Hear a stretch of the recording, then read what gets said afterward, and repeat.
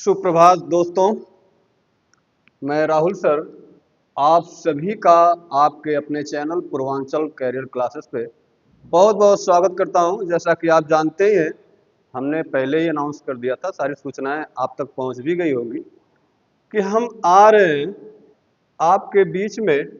चूंकि UP TGT PGT कला विषय से संबंधित हमारी कक्षाएं पिछले 8 महीने से संचालित हो रही हैं, वो भी बहुत ही बेहतरीन क्लासें। आप देखिएगा कि जो थ्योरी की क्लास है, जो हमारा भाई बहन उस क्लास में बेहतरीन मतलब अपना समय दिया है, अध्ययन किया है। जो मैं प्रीवियस ईयर का पेपर सॉल्व कराने चल रहा हूँ, एक नया बैच में लेकर आपके सामने उपस्थित हो रहा हूँ। ये कक्षा सुबह प्रत्येक दिन सुबह 7 बजे आपको मिल जाएगी। प्रत्येक दिन सुबह 7 बजे मैं आपके सामने उपस्थित हो जाऊंगा और प्रत्येक दिन शाम को 7 बजे हमारी थ्योरी वाली क्लास चलेगी दोस्तों। तो आप लोग का प्यार चाहिए, आप लोग का आशीर्वाद चाहिए, बना रहे प्यार आशीर्वाद आप लोग का। आपके लिए जी तोड़ मेहनत करते हैं और करते रहेंगे। देखिए कितना प्यारा बैच आपके लिए मैं लेकर उपस्थित हुआ हूं, जिस बैच का नाम है तमन्ना बैच। मैं आप सभी का, आप सभी कलाविदों का, हमारे जो कला विषय से संबंधित तैयारी कर रहे हैं टीजीटी पीजीटी के हमारे सभी भाई बहन, मैं उन सभी का, आप सभी का अपने इस तमन्ना बैच में एकदम दिल की अंतिम गहराइयों से स्वागत करता हूं। दोस्तों, इस बैच में हम प्रीवियस ईयर का पेपर लेकर उपस्थित हुए हैं। 1999 से लेकर 2021 के मध्य जितने भी पेपर टीजीटी के हुए हैं, पीजीटी के हुए हैं, कला विषय से संबंधित, एक एक करके छोटे छोटे कदमों के साथ एक क्रम से हम उसको बहुत बेहतरीन व्याख्या, विस्तृत व्याख्या के साथ सॉल्व कर लेते हैं। थ्योरी की क्लास तो हमारी चली ही रही है, धीरे धीरे समापन की ओर है। उसके बाद ये बैच जब कंप्लीट हो जाएगा, 21 तक का पेपर हम सॉल्व करा लेंगे, तो फिर कुछ मॉडल पेपर या चैप्टर वाइज पेपर लेकर आपके सामने मैं लेकर उपस्थित होऊंगा। तो दोस्तों आइए, ज्यादा टाइम न लेते हुए मैं स्वागत करता हूं आपका एक बार पुनः इस तमन्ना बैच में। दोस्तों देखिएगा, ध्यान दीजिएगा कि ये जो बैच है, जो हमारा भाई बहन पढ़ा है आज क्वेश्चन, जो प्रीवियस ईयर का पेपर में आज सर्वप्रथम 1999 कब का 1999 ईस्वी का पेपर आपके सामने लेकर उपस्थित हूं। और ये देखिए एकदम तहलका मचा दीजिए, कमेंट सेक्शन में छाप दीजिए, एकदम कमेंट सेक्शन में भैया लोग छाप दें। और आइए देखते हैं, पहला ही प्रश्न है। पहला ही प्रश्न क्या आ गया, बहुत इत्मीनान से, बहुत ध्यान से पढ़िएगा इस प्रश्न को।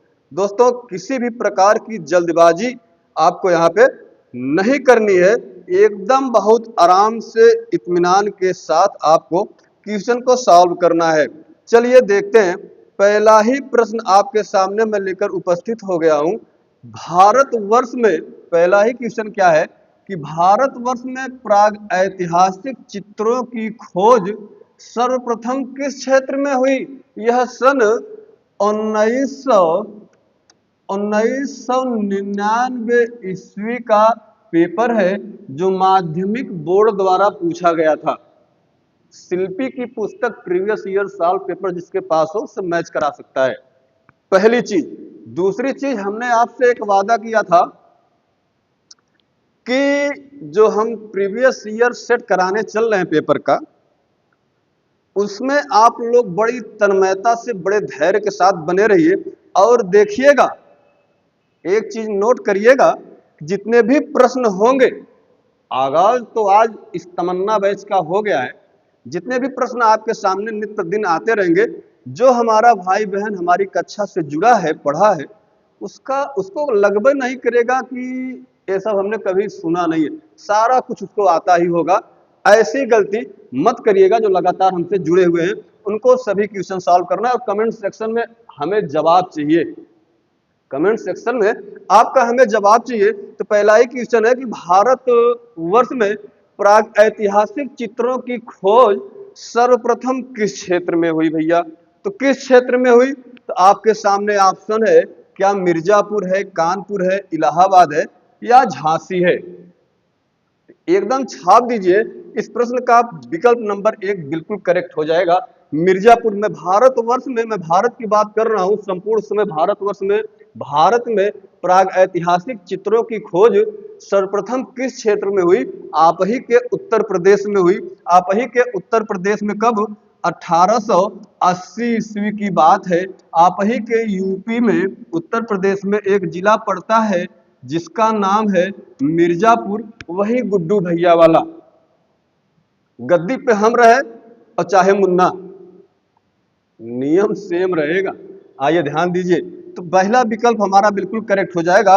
1880 में जब यहाँ पर खोज हुई प्राग ऐतिहासिक कालीन चित्रों की, तो कुछ ऐसी चट्टानें पाई गई, कुछ ऐसी चट्टानें सामने आई जिन पर कीड़े मकोड़ों के, मनुष्य के, राक्षस के, पशु पक्षियों के चित्र आकृतियां पाई गई हैं। तो सर्वप्रथम आपसे पूछ ले कि प्राग ऐतिहासिक चित्रों की खोज किस क्षेत्र में हुई, तो आपके वही उत्तर प्रदेश के मिर्जापुर जिले में, मिर्जापुर क्षेत्र में। ध्यान दीजिएगा, जो चट्टानें पाई गई हैं उस पे लाल रंग, पीले रंग, लाल अर्थात आप गेरुआ भी कह सकते हो, इस रंग के कीड़े मकोड़ों के, पशु पक्षियों के, मानव दानों के चित्र आकृतियां पाई गई हैं।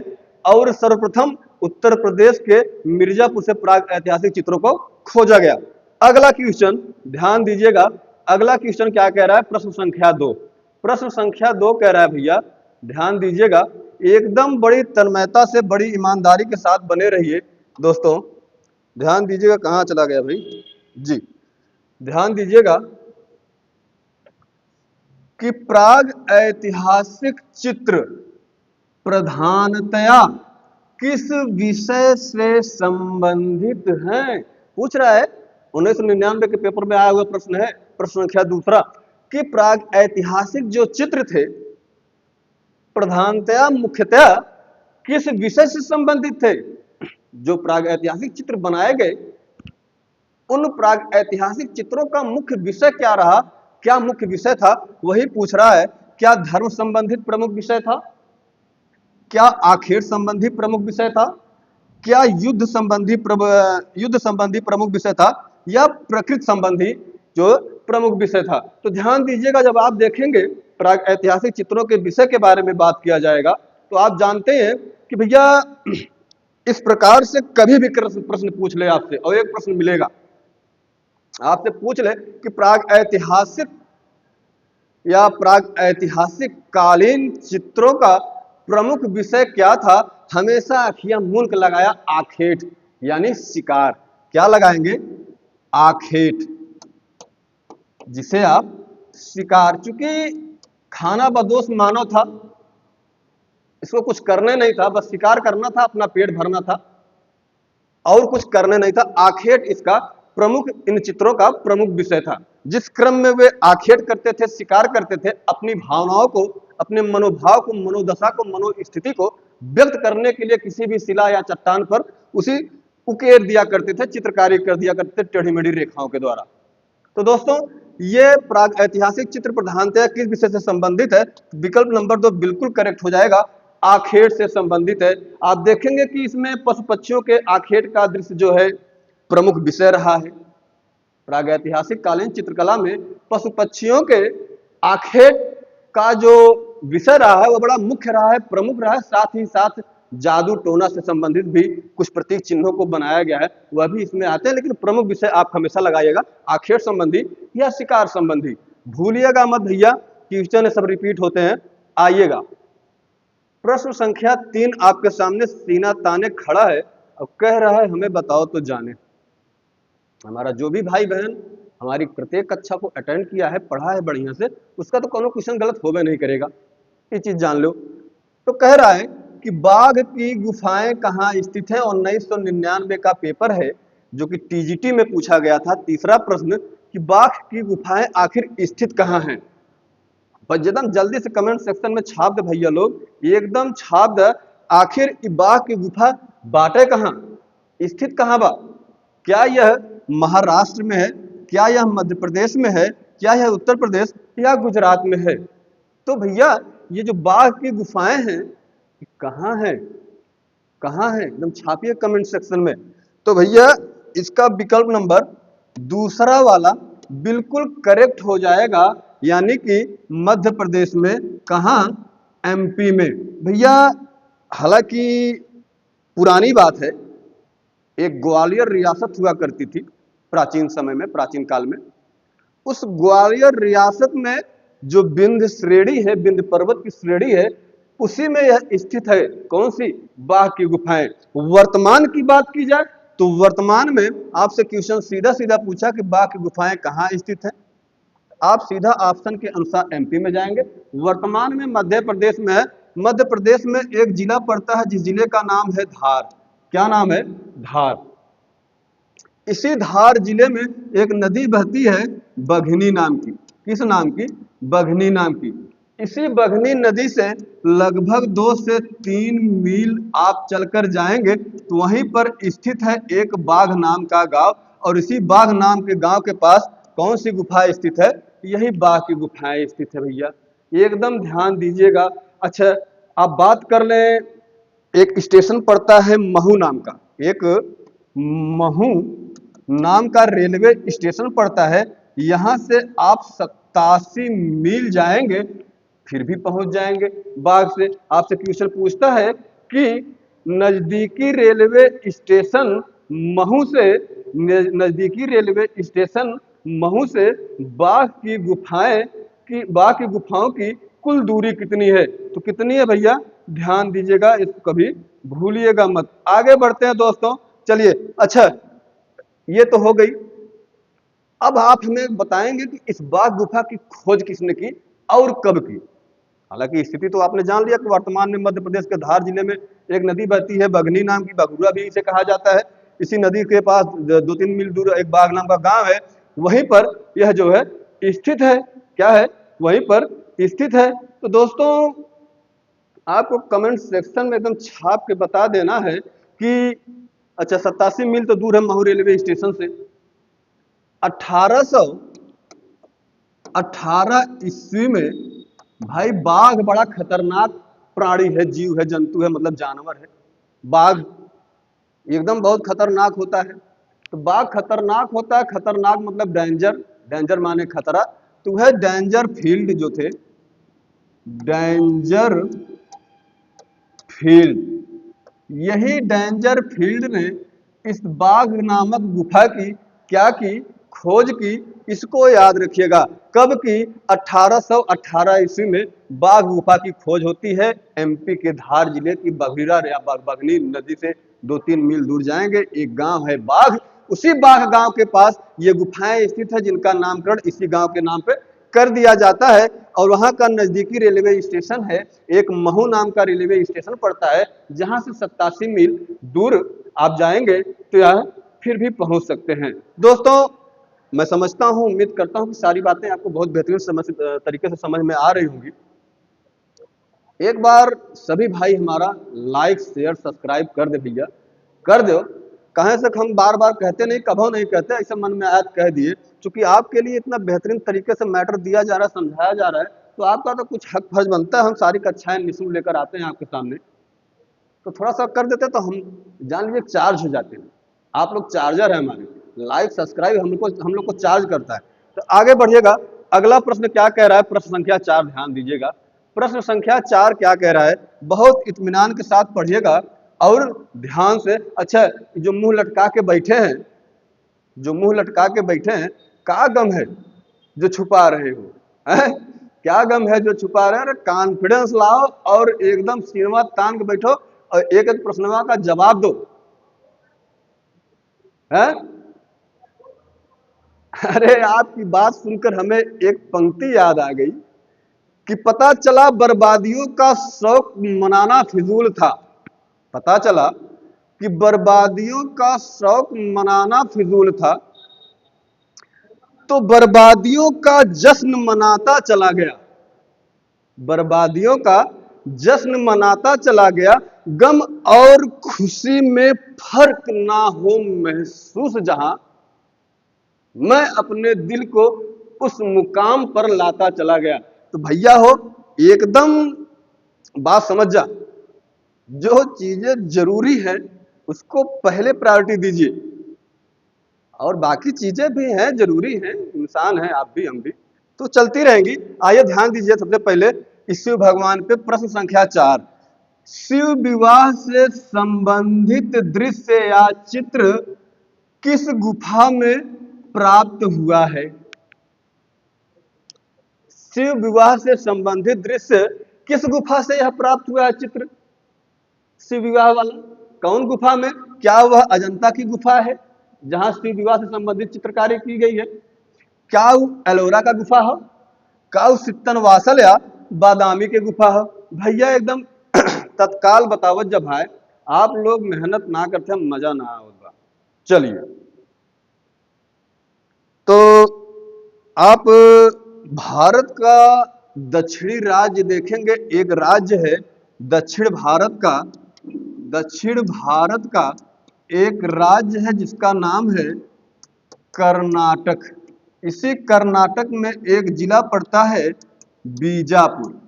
बीजापुर, यही बीजापुर में एहोल के पास, एहोल के पास एक गुफा पाई गई जिस गुफा का नाम है बादामी गुफा। और इसी बादामी गुफा में, इसी, अच्छा एक चीज भूल गए, बाघ में कुल कितनी गुफाएं हैं कमेंट करके बताइएगा एकदम जिम्मेदारी के साथ।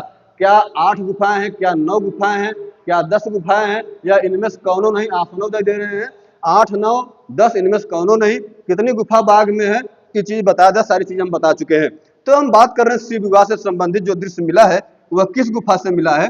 बादामी गुफा से मिला है। और यह बादामी गुफा स्थित कहाँ है? यह दक्षिण भारत में एक राज्य पड़ता है जिसका नाम है कर्नाटक। उसी कर्नाटक में बीजापुर जिला है, बीजापुर के पास एहोल, उसी जिले में एक एहोल, आप जान ही रहे एहोल, बचपन से पढ़ते आ रहे हैं, इसी के पास है में यह गुफा स्थित है। कौन सी? बादामी की गुफा। चलिए, अगला प्रश्न क्या कह रहा है, ध्यान दीजिएगा। अगला प्रश्न क्या कह रहा है, एकदम छाप दीजिएगा भैया कि प्रश्न संख्या 5 आपके सामने एकदम सिनेमा तान के खड़ा है। बतावा आखिर कहा का चाहत बा कि वात्स्यायन के काम सूत्र में कितनी कलाओं का उल्लेख है? सारा का सारा क्वेश्चन, प्रत्येक क्वेश्चन हम पढ़ चुके हैं। ऐसा कोई क्वेश्चन प्रीवियस ईयर में बना ही नहीं जो पढ़ाया न गया हो। हम व्याख्या सहित बहुत बेहतरीन तरीके से थ्योरी वाली क्लास में सब कुछ पढ़ा चुके हैं। हम पहली क्लास में इस प्रश्न का उत्तर बता दिए हैं, जब हम सारी चीजें बता रहे थे, कला का सामान्य परिचय जो पहली क्लास है वही में इसको बता दिए थे। देखिएगा, वात्स्यायन की जो रचना है, जो कृति है कामसूत्र, उसमें कितनी कलाओं का वात्स्यायन ने जो है उल्लेख किया है, वर्णन किया है। तो उसमें आप देखेंगे कामसूत्र में, कामसूत्र के तीसरे अध्याय में, किसमें? तीसरे अध्याय में वात्स्यायन महोदय ने कलाओं की कुल कितनी संख्या बताई है? कितनी भैया? 64। कुल कितनी कलाएं बताई हैं? 64। ध्यान दीजिएगा, कितनी? 64 कलाएं। आगे बढ़ते हैं, ये विकल्प नंबर आपका ए बिल्कुल करेक्ट हो जाएगा। कितनी? 64। आगे बढ़िएगा, प्रश्न संख्या 6 क्या कह रहा है, ध्यान दीजिए और कमेंट में देखिए। आप लोग की कुछ जिम्मेदारी है और आप उस जिम्मेदारी से भैया भाग नहीं सकते हैं, उस जिम्मेदारी से आप मुंह नहीं मोड़ सकते हैं। ध्यान दीजिएगा, नीले के पूरक अथवा विरोधी रंग का नाम बताना। एक आध क्वेश्चन इस तरीके का पूछ लिया जाता है, जो पूरक या विरोधी अपोजिट रंग होते हैं, एक प्रकार से पूछ ही लिया जाता है एक आध प्रश्न कि नीले का पूरक अथवा विरोधी रंग का नाम बताना है आपको। क्या वह लाल होगा, पीला होगा, बैगनी होगा? बैगनी नहीं, बैगनी। और यह नारंगी। कौन है नीले का पूरक? एक सूत्र बता रहे हैं, एक मंत्र बता रहे हैं, NNVPHL, NNVPHL। एकदम ध्यान से, ये तो भूल ही नहीं चाहिए, NNVPHL क्या है? NNVPHL। देखेंगे कि भैया हो, बहनी हो, एक चीज जान ला, हल्के में जे ले तो लिए थोड़ा सा समस्या बढ़ जाए, तो दूसर की भर्ती देखे पड़ी। और दूसर की भर्ती जो सुना तो 25,000 ना, वह सुनत सुनत मैं एक दिन निकल आई। एहनाते कहा थे कि एकदम मिस्टेक ना हो चाहिए, गलती ना हो चाहिए, लापरवाही ना हो चाहिए। जो देखिए NN नीला नारंगी, क्या है? नीला नारंगी। नीला, नीला का अपोजिट विरोधी नारंगी। VP बैगनी का पीला, बैगनी का क्या होगा?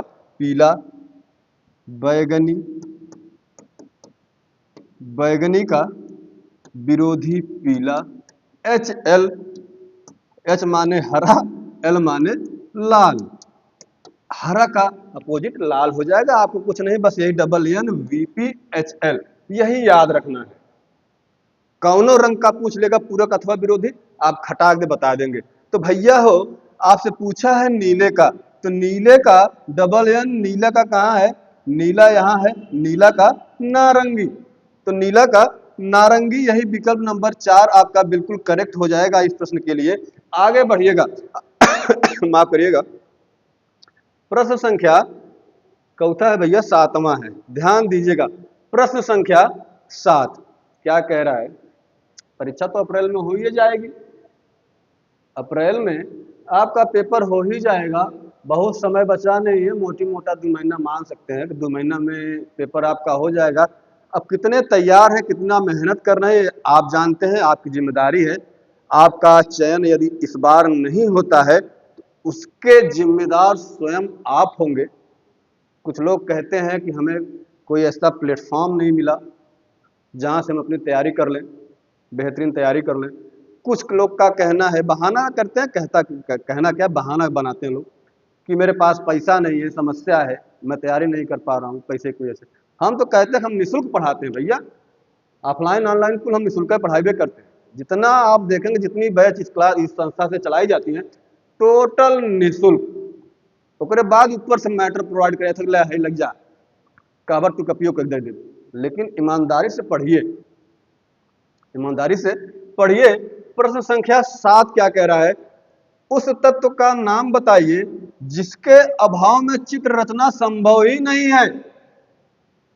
ये 1999 का प्रश्न है टीजीटी का, कि किसके बिना चित्र रचना संभव ही नहीं है। क्या धरातल के बिना कोई कल्पना की जाती है?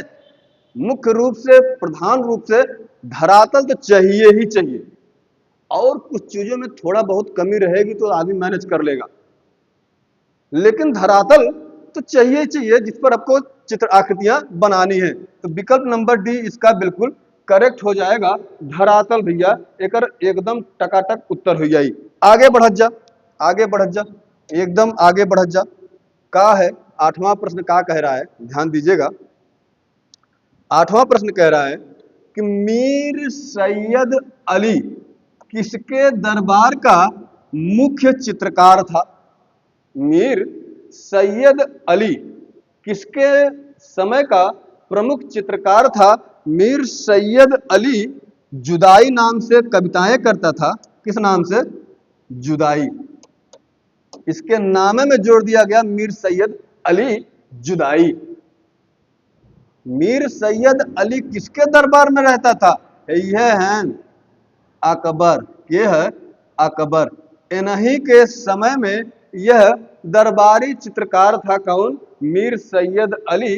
किसके समय में? अकबर के समय में। आगे बढ़िएगा, आगे बढ़िएगा। प्रश्न संख्या 9 क्या कह रहा है, ध्यान दीजिएगा। प्रश्न संख्या 9 कह रहा है कि पोथी चित्रण भैया हो, और 1999 पेपर है, टीजीटी द्वारा पूछा गया है, माध्यमिक बोर्ड द्वारा, कि प्रारंभ किस शैली में हुआ? पोथी चित्रण का कार्य जो है कब प्रारंभ हुआ, यानी किस शैली में प्रारंभ हुआ पोथी चित्रण? देखिए कितना प्यारा क्वेश्चन है, आप ध्यान दीजिएगा कि पोथी चित्रण क्या पाल शैली में प्रारंभ हुआ, जैन शैली में, मुगल शैली में, या राजपूत शैली में? किस शैली में प्रारंभ हुआ? आपको यह चीज ध्यान से एकदम। अच्छा, 1 मिनट हम आपका ध्यान अपने स्क्रीन बोर्ड पे आकृष्ट करना चाहेंगे, ध्यान दीजिएगा। पाल पोथी कह लो या पोथी चित्रण कह लो, जो पाल शैली है यही इसका विकल्प उत्तर नंबर ए वाला बिल्कुल करेक्ट हो जाएगा, सही हो जाएगा। आप देखेंगे उत्तरी भारत में, मध्यकाल की मैं बात कर रहा हूं, एक बड़ा ही बेहतरीन, एक बड़ा ही बेहतरीन और अपना वर्चस्व स्थापित कर चुका साम्राज्य था, जिस वंश का नाम था पाल वंश। क्या नाम था? पाल वंश। बिहार वार यह सब इसी में आता था। पाल वंश के संस्थापक थे गोपाल पाल। कौन थे? गोपाल पाल। यह लगभग 750 ईस्वी से 1174 ईस्वी तक चला यह वंश। इस पाल वंश में तमाम अलग अलग प्रतापी राजा हुए। इसी में एक राजा हुआ जिसका नाम है धर्मपाल। यह धर्मपाल है जो भागलपुर में विक्रमशिला विश्वविद्यालय की स्थापना किया था। कौन? यही धर्मपाल। आप देखेंगे कि आपसे पूछ रहा है कि पोथी चित्रण का प्रारंभ किस शैली में हुआ, तो किस शैली में हुआ? विकल्प नंबर ए यानी एक बिल्कुल करेक्ट हो जाएगा, पाल शैली में। अगला क्वेश्चन देखिएगा, बताइएगा भैया कैसा लग रहा है, कहीं कुछ कमी लग रही हो। हम तो अपनी तरफ से पूरा प्रयास कर रहे हैं, बिना आपके लाइक कमेंट किए, शेयर किए, सब्सक्राइब किए, कि हमारे भाइयों को कोई कमी ना हो पाए, किसी प्रकार की कोई समस्या ना हो पाए। हम एक क्वेश्चन से के माध्यम से, प्रीवियस ईयर वाला जो क्वेश्चन हम करा रहे हैं उसके माध्यम से हम उस क्वेश्चन से संबंधित सारी जानकारी आपको दे देना चाहते हैं। एक प्रकार से रिवीजन हो जा रहा है आपका। अभी आगे बहुत कुछ मिलेगा आपको। अभी आप देखिए आगे आगे होता है क्या। दोस्तों, प्रश्न संख्या 10 क्या कह रहा है, ध्यान दीजिएगा। प्रश्न संख्या 10 कह रहा है कि अजंता की 1999 का पेपर है, फिर याद दिला रहा हूं। अजंता की किस गुफा में हंस जातक भित्ति चित्रण हुआ है, प्राप्त हुआ है? क्या वह गुफा संख्या 17 में, क्या गुफा संख्या 16 में, 10 में, या गुफा संख्या 9 में? तो कमेंट सेक्शन में एकदम छाप दीजिए हमारे भैया लोग, हमारे लाला लोग। ये जो हमारी तमन्ना नाम की बैच चल रही है, इस बैच में आज की ये पहली क्लास है और पहली क्लास में हमने 1999 का पेपर उठाया है। धीरे धीरे करके हम 21 तक के सभी पेपर को बेहतरीन तरीके से विस्तृत व्याख्या के साथ सॉल्व करेंगे। उसके बाद हम चैप्टर वाइज प्रश्न कुछ बना के नए प्रश्न, अच्छे प्रश्न लेकर आएंगे। उसके बाद कुछ हम मिसलेनियस क्वेश्चन कराएंगे, थ्योरी हमारी चली रही है। तो एग्जाम आते आते देखिएगा, जो भाई बहन हमसे जुड़ा है 125 में 125 नहीं करके अगर बताइएगा, लेकिन ईमानदारी से पढ़ेगा तब। इना कि लेके सो जाई, देखबन करी, एक दिन दो दिन देख ली, 4 दिन देखबन करी, क्लासवन अटेंड करी, कुछ लिखबे पढ़बन करी, तो ऐसे ना हो ना भाई। सफलता मेहनत मांगती है, और जो तमाम प्रकार की समस्या जूझत है सदनी ना, ओके एकदम लेटगो कह दें, छोड़ दें। देखिए, किसी चीज से हार मान लेना और लेटगो कर देना, दोनों में जमीन आसमान का अंतर है। हार माना डिप्रेशन में चला जाओ भाई, एकदम मुस्किया लेटगो कह दे और आगे बढ़ जा। जीवन में सदैव खुश रहने के लिए केवल 4 शब्द हैं, सदैव खुश रहने के लिए किसी भी स्थिति में। एक, इग्नोर करना आपको आना चाहिए। दूसरा, साहस और धैर्य। तीसरा, धैर्य होना चाहिए, साहस होनी चाहिए, इग्नोर करना आना चाहिए। ये सब 3-4 बातें हैं जिसके आप हमेशा अगर इसको बढ़िया से अपने जहन में उतार लेते हैं तो आप मान के चलिए सदैव खुश रहेंगे, किसी भी प्रकार की समस्या आपको नहीं होगी। तो अजंता की किस गुफा में हंस जातक है, जरा भैया बताइएगा। क्या वह गुफा संख्या 17 है, 16 है, 10 है, 9 है? कौन सी गुफा है? आप हमें तुरंत एकदम कमेंट सेक्शन में छाप के बता दीजिए। चलिए बताइएगा। दोस्तों, आप देखेंगे कि जो अजंता की गुफा है, यह प्राचीन बौद्ध धर्म से संबंधित एक महत्वपूर्ण केंद्र रहा है। 28 अप्रैल, कब? 28 अप्रैल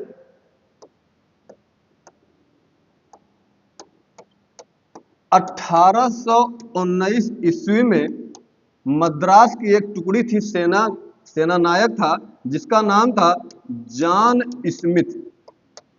जॉन स्मिथ, यही जॉन स्मिथ ने 1819 में 28 अप्रैल के दिन इस गुफा को देखा था, मतलब अजंता की गुफा को देखा था। और वहां पर जाता है, उस शिला पर, चट्टान पर गुफा की, अपना नाम और तिथि उकेर देता है, लिख देता है। उससे पहले भी कई लोग जा चुके हैं, लेकिन कोई कुछ सबूत ही नहीं बताया। हम पहले गए, देखे कितना चालाक अंग्रेजी आदमी था। गया तो पहला काम किया, अपन नमोए और जन्म जब गया, जिस दिन गया था एकदम डेट सहित लिख दिया, मेंशन कर दिया। तो 28 अप्रैल 1819 को जॉन स्मिथ ने अजंता गुफा की खोज की। अजंता गुफा आपके जो महाराष्ट्र है, महाराष्ट्र, इसी महाराष्ट्र राज्य में एक जिला पड़ता है औरंगाबाद। इसी औरंगाबाद में यह जो अजंता नामक गुफा है यह स्थित है। औरंगाबाद में एक रेलवे स्टेशन पड़ता है, जो औरंगाबाद रेलवे स्टेशन है, इस औरंगाबाद रेलवे स्टेशन से 97 किलोमीटर आप जाएंगे, एकदम सीधा कहाँ पहुंचेंगे, अजंता की गुफाओं में पहुंचेंगे। इसी के पास में एक अजिंठा या अजिष्ठा नामक गांव है, वहीं से 2-3 मील दूर, 3 मील दूरी पर ये गुफाएं स्थित हैं। आप यहाँ पर जाने के लिए जलगांव रेलवे स्टेशन से भी जा सकते हैं, भुसावल रेलवे स्टेशन से भी जा सकते हैं। हमने बता दिया औरंगाबाद रेलवे स्टेशन से 97 किलोमीटर दूर है। आपको बताना है कमेंट सेक्शन में कि जलगांव से और भुसावल से, यानी जलगांव रेलवे स्टेशन और भुसावल रेलवे स्टेशन से अजंता गुफा की दूरी कितनी है। हम पढ़ाए हैं, एकदम हम बदतमीजी बर्दाश्त नहीं करेंगे।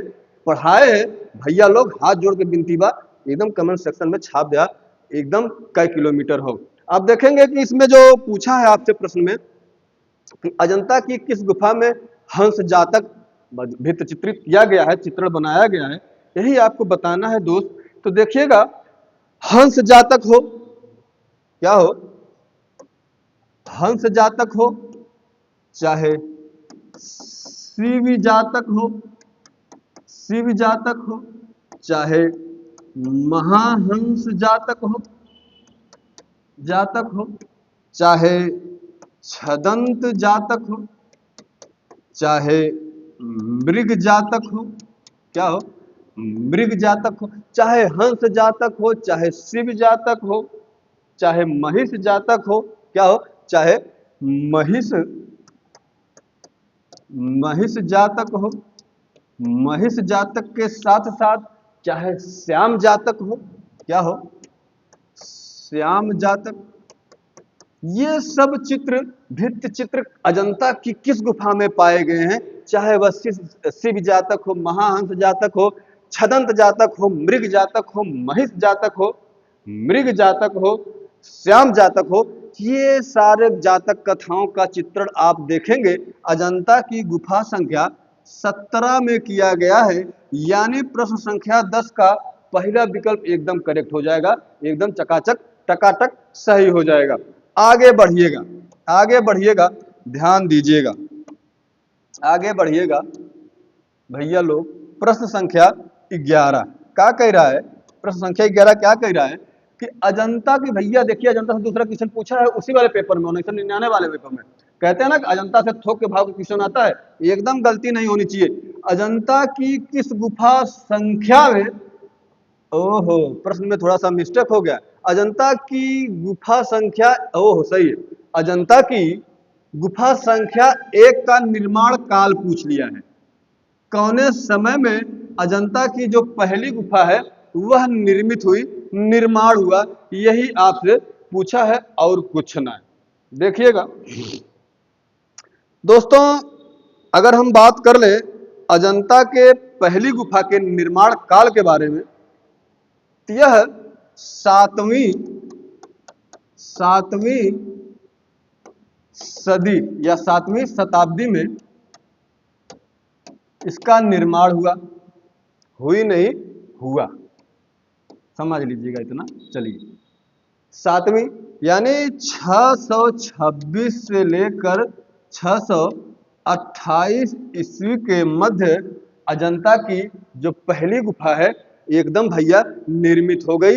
यह टाइमिया याद रखा है, यह जो प्रश्न संख्या कहा थे विकल्प संख्या 4 वाला हो, 7वीं शताब्दी, यह एक एकदम करेक्ट उत्तर हो। कब भैया, 7वीं शताब्दी यानी 626 से 628 के मध्य बना। चलिए माफ करिएगा, अजंता की जो पहली गुफा है कब निर्माण हुआ ये तो आपने जान लिया प्रश्न के मुताबिक। उस पहली गुफा में और भी कई भित्ति चित्रण हुए हैं और भी महत्वपूर्ण दृश्य हैं। कौन कौन बताएगा कमेंट सेक्शन में छापिए और कौन कौन सी चीजें हैं। एक देखिएगा, बोधिसत्व पद्म पाड़ी, बोधिसत्व पद्म पाड़ी अजंता की पहली गुफा, बोधिसत्व पद्म, वज्रपाणी मार विजय, क्या है वज्रपाणी, वज्रपाणी मार विजय, मार विजय, ये सब दृश्य कहां पाए गए हैं? यही अजंता की पहली गुफा में। चाहे वह मार विजय है, बोधिसत्व परम पदम पहाड़ी हो, वज्रपाणी हो, मार विजय हो, चाहे पुलकेशिन जो राजा था, एक राजा शासक था जिसका नाम पुलकेशिन था, पुलकेशिन की सभा को अजंता की गुफा संख्या 1 में चित्रित किया गया है, पुलकेशिन की सभा को, और उसके छत को बड़ी बेहतरीन अलंकरण भी किया गया है। आपको ये 3 चीज याद रखना है, वज्रपाणी, मार विजय, बोधिसत्व पद्म पाड़ी। क्वेश्चन पूछता है निर्माण वर्ष 7वीं सदी ईस्वी, 7वीं शताब्दी, 626 से लेकर 628 ईस्वी के मध्य। इतनी बात आपको एकदम जानते रहना है, कौनों प्रकार का गड़बड़ी ना हो चाहिए। आगे बढ़िएगा, प्रश्न संख्या 12, आज का अंतिम प्रश्न। पहली क्लास है, मैं प्रत्येक दिन कम से कम 20 से 25 की व्याख्या करना होता है, तो कक्षाएं लंबी हो जाती हैं, और जब लंबी हो जाती है तो हमारा भाई बहन देखता है अरे बप्पा बप्पा 1.5-2 घंटा क्लास। जो सीरियस बच्चा है, जो हमारे भाई बहन सीरियस, वो 4 घंटा क्लास रहे, चलो आज मैटर ज्यादा मिला, बहुत अच्छा बात है, पढ़ लेते। लेकिन यह टाइप के हैं कितना जो सीरियस हैं? 2%, 4%। और तो सब आओ सनम जाओ सनम वाली कहानी है। तो उन्हें हम ध्यान, वह भाई लोग हम ध्यान रखी थे, बहुत छोटा छोटा क्लास बनाते हैं ताकि भाइयों लोग को भला हो सके। जो सीरियस है वो तो पढ़ ही लेगा किसी ना किसी तरीके से। पूछ रहा है, क्या पूछ रहा है, इनमें कौन असंबद्ध है? कौन असंबद्ध है? मंसूर बड़ा ही प्यारा चितेरा हुआ करता था दोस्तों, और पक्षियों का चित्रण करने में एकदम पूर्णतः सिद्धहस्त था ये मंसूर। मनोहर मिस्किन बिहजाद किसके समय का चित्रकार है? ये आपको बताना, मतलब असंबद्ध, असंबद्ध है, एकदम बेमेल है, बताना है कि इसमें से कौन असंबद्ध है। हम बता देते हैं, ये जो तीसरा वाला विकल्प है बिहजाद वाला, यही बेमेल है, यही असंबद्ध है। काहे काहे से? ये जो बिहजाद है, ये बिहजाद बाबर के समय का चित्रकार था। किसके समय का? माफ करिएगा, बाबर के समय का चितेरा था बिहजाद। कमेंट सेक्शन में छाप के बताइएगा, पूर्वकार राफेल किसे कहा जाता था? एकदम छाप के बताइएगा। बिहजाद इसका करेक्ट आंसर होगा, यही असंबद्ध है। यह अकबर कालीन संबंधित चित्रकार है, और मंसूर हो, मनोहर हो, मिस्किन हो, एक कुल जहांगीर, जहांगीर के समय के चित्रकार थे। कौन? मनोहर, मिस्किन और मंसूर। तो दोस्तों आज के लिए बस इतना ही। तब तक के लिए आप पढ़ते रहिए, व्यस्त रहिए, मस्त रहिए। एकदम धन्यवाद। नमस्कार, आदाब।